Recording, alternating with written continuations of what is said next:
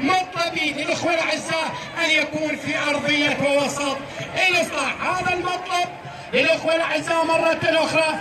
أسامة كريم والأخ العزيز مروان يوسف سيكون لي مطلب، وأنا أتواجد على اتصال إن شاء الله مع الإخوان في اللجنة كي يكون صدى الملاعب.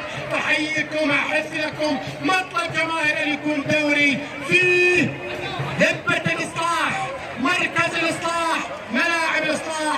شكرا للأساتذة أعضاء اللجنة التنظيمية، أقولها سابقا ولاحقا. أتواجد على أرضكم وقادمكم معلقكم عدنان الكعب إن شاء الله في بطولة ودوري الإصلاح بنسخته الأولى.